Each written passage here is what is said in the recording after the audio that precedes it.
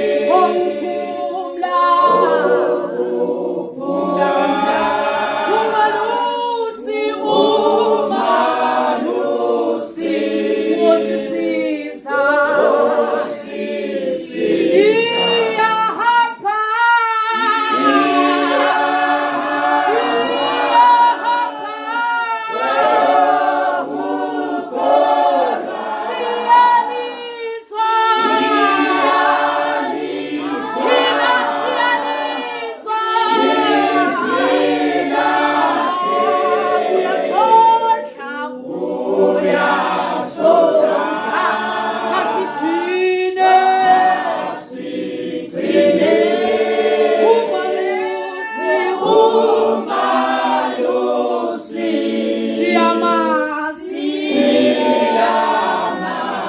thina siyahamba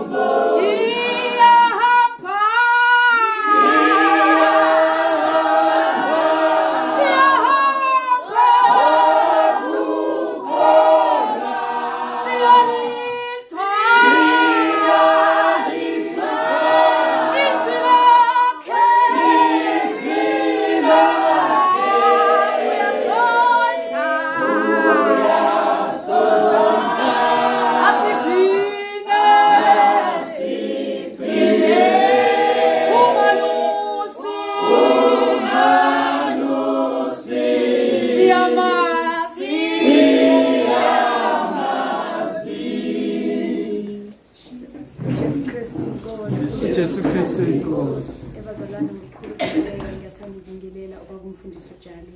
ubabumfundisi Shayeli, abafundisi ababekhona engabazi obaba, omama, abantu abasha Sunday school egameni lenkosi Jesu Kristu. Ngicela ukubingelela nomphathi wohlelo uJesu Kristu inkosi. Jesu Kristu inkosi. Ebazalwane igama lami ngithandeka ngizamenini. Ngithanda ukubonga abazalwane kakhulu uNkulunkulu egameni lenkosi Jesu Kristu. Bazalwane ngidumisa lo mhlabelelo lo. Bazalwane besidumisa kamnandi ephusheni benalo. uJesu Kristu inkosi bazalwane. uJesu Kristu ngibekele iphupho liqale la liqale khona kodwa ke ngithanda ukufocusa la kade la kade kwenzeka khona egameni lenkosi uJesu Kristu inkosi. Bazalwane futhi ngiphumile esikoleni kade ngikusona kulona iphupho mangiphuma ngathi nayi iquantum ngaphandle. Kwikhondamu engaphandle ubaba uNtsibande uyadriver egameni lenkosi uJesu eceleni nangubaba umama uNtsibande la ngaphambili la lesithi oqana ngosisuthule egameni lenkosi uJesu ngizokuzamalaza babazalwane bese ke engathi ke size ke nathi bese siyangena egameni lenkosi uJesu ubaba asitshela ukuthi singeza uJesu Kristu inkosi bazalwane bese siyalalela bazalwane bese siyenza lokho akushona bese siyangena egameni lenkosi uJesu base sengaphakathi ubaba mase singene sigcwale sibaningi kule quantum emva kalapho mase ke ubaba eqala imoto ayidrive egameni lenkosi Jesu mase sidumise bona lomhlabelelo kaZalwane sithi siyahamba ngokukholwa endleleni ekhaya uJesu Kristu inkosi uJesu Kristu inkosi siyamazi bazalwane ngoba sidumisa nje mawuzobuka kahle ubuye with understanding ukuthi lithini bese sibeke uNkulunkulu beveza ukuthi sisohambelo lekhaya ezulwini uJesu Kristu inkosi bazalwane njengamanje siyadumisa ngendlela engafiki kuloba mnandi kade ngibuza lapha yana uJesu Kristu inkosi bazalwane akekho kade enjani bazalwane besidumisa ngendlela emnandi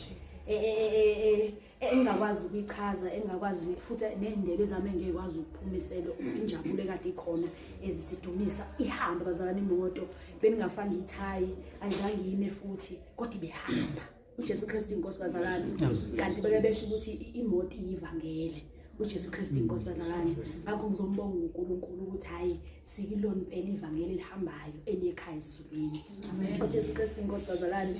kuyimpela noma bekubuya kuyikhwantamu ngokwephupho kodwa kungaphekwa lokho egameni lenkosi yethu uJesu Kristu waseNazaretha ihambile le moto yahamba bazalwane yahamba kumnandi bazalwane sidumisa kumnandi sidumisa ukuthi sihamba ngokukholwa egameni lenkosi yethu Jesu engicabanga ukuthi inkosi ibisiqhuquzela ukuthi kumele sihambe ngokukholwa sibe nefaith ekukholweni kwethu